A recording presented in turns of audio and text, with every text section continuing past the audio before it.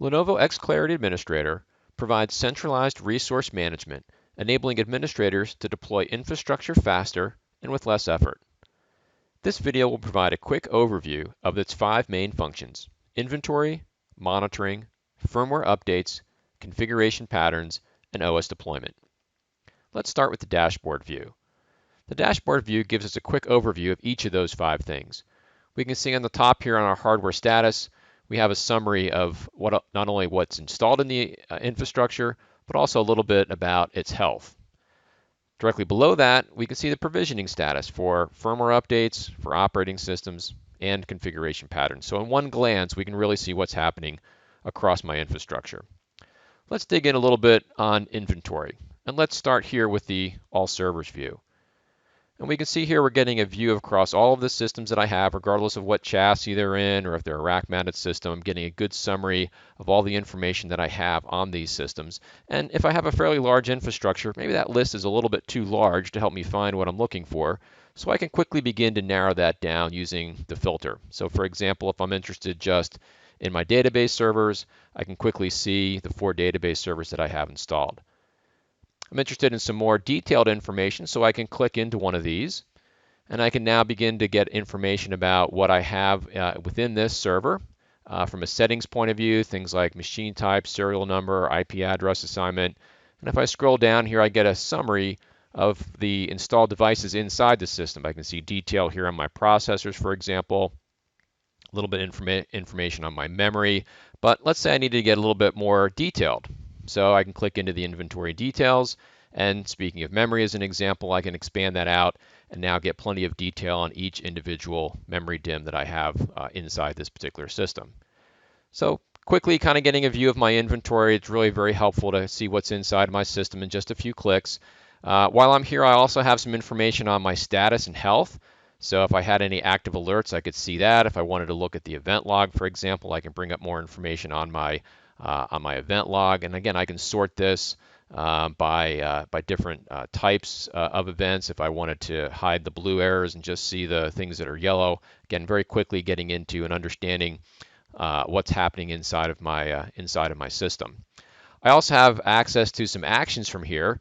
So for example, if I needed to power cycle the system, I could do that. If I needed to launch into my remote control, that's a simple click here. It's also kind of handy to be able to move over and show in the chassis view. So if this happens to be a blade-based server, and I want to now see, well, where is this installed? What chassis is this installed in? It can quickly take me to that viewpoint. So that's extremely helpful as well. And in this case now we're seeing our graphical chassis view. And we can see, for example, some highlighting here of any problems that I have. So if I mouse over this power supply, it gives me an indicator to let me know that the power supply has got a problem. So I'm getting some monitoring information here about the system within this graphical view. And of course, from the graphical view, if I needed to get back into any detail, I can just double click on any of those systems and you get right back to that detailed view that we saw before. So let's go back to the dashboard for just a moment and highlight the fact that we kind of started with the all servers view here. I could also start with that chassis view we saw a moment ago by clicking in to the chassis, and I can also start with the rack view. So if I click here, if I want to see how these systems are actually installed inside the rack, this is going to take me down that path and allow me to see the individual systems that I have. Again, both the systems inside of a chassis as well as, for example, here's an individual server. I can click on that to get more detail. And just as before, I can double click on that and get right back into that detailed view. So with that, I'm very quickly understanding my inventory, starting to understand a little bit about my monitoring. Although on the monitoring piece of it, I think a key feature of XClarity is the ability to get the event information that we have, the monitoring information, not only displayed here at the XClarity console, but forward that out to other monitoring tools. And you can see here we've got 2 event forwarding situations set up. The one on the top is increasingly common, where we've got customers that want to get these events forwarded in through a syslog or through an SNMP trap into other tools like VMware's vRealize Log Insight. Or in this case, let me just edit this one as an example. We can see that we can also set up things like an email notification, specify who needs to get notified, and then we can also go through and narrow that down by the different systems, identifying which systems need to get notified on, and even further on certain event types. So with all that, not only can I do monitoring here at the system, here at the XClarity system, but I can also get that monitoring information delivered out to other consoles, and that kind of integration is absolutely critical for us here with XClarity. So again, at a high level, that's kind of those first two steps, both inventory and monitoring of my infrastructure. The third one that I mentioned was firmware. So let's go take a closer look at how we're doing our firmware management. And with firmware, it kind of starts with the policy. That's one of the key things we want to be able to provide is a consistent, structured way to manage firmware. And so these policies allow me to set my standards. What firmware do I want to have on my systems? And I could have slightly different standards for different systems. But one of the key things we're providing for XClarity is right here at the top. You notice that we have some predefined policies. So these are policies that we deliver from Lenovo to say best practices, as of a certain date, here are the levels that you should be on. And that really alleviates a lot of the requirements for having to go through and really dive through a lot of firmware details from the website. I can simply use these policies to keep my systems up to date. So let's take an example of how we would do that. We'll go to the Apply and Activate screen here. And so once again, I've got perhaps a long list of systems. Again, I can begin to narrow these down. So maybe I want to look at simply some systems that are in one of my chassis. That narrows it down a little bit. And then I can also use the filter to narrow it down even a little bit more than that. So I'm going to search just on my ESX servers in this example. And we'll notice that I've got the policies applied. Some of these systems are compliant, some of them not compliant. If I want to understand why, I can hit the plus key here and I can get a detailed view for each of the different components inside here, my IMM, my UEFI, right? We'll notice here that the diagnostics is the element that's out of compliance. So if I want to fix that, I could select that element and I could update it. Or if I just wanted to keep things simple, I can kind of come back up to this view and say, well, I'm not even maybe sure why exactly those are not compliant, and I don't need to care. I can simply select those two systems, perform the updates, right? Select my rules here on how I want to do this. I'm going to select immediate activation, and then I can get them to update. In this case, I'm just going to hit simulate update, and we'll be able to see if I scroll over here a little bit, right? We'll begin to see that update taking place. Now, we're not going to wait all the way through that. In this case, we do have a more detailed video on updates that'll kind of go through all the detail, but hopefully that kind of gives you a feel for how we do that firmware deployment.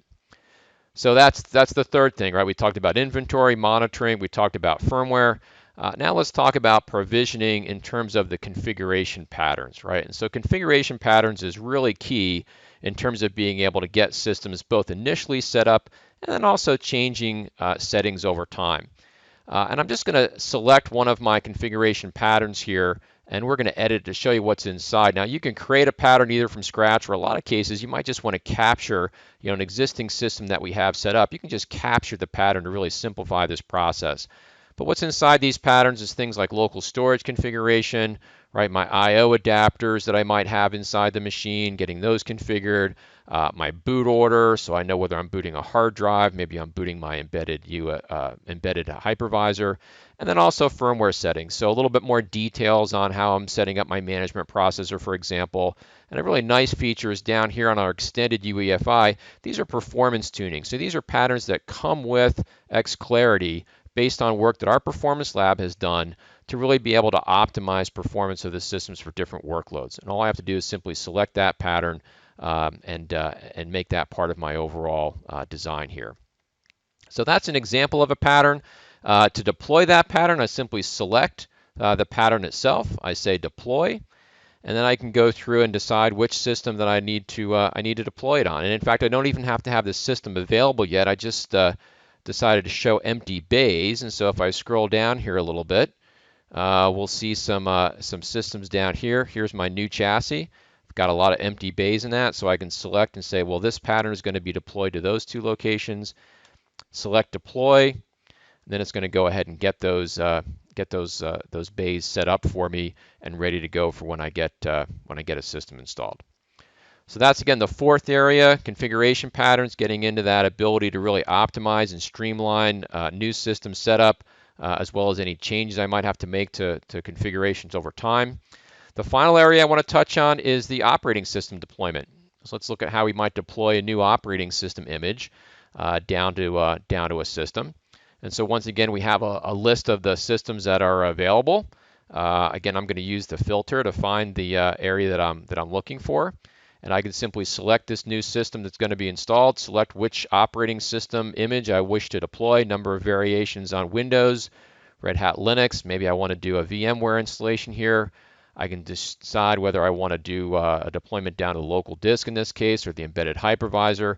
I could tweak the network settings if I want to, but then I simply select deploy, and that's going to go ahead and push that operating system down to the machine. Again, I'm not going to go through that here. We'll have a detailed video where we can go through that in some more detail.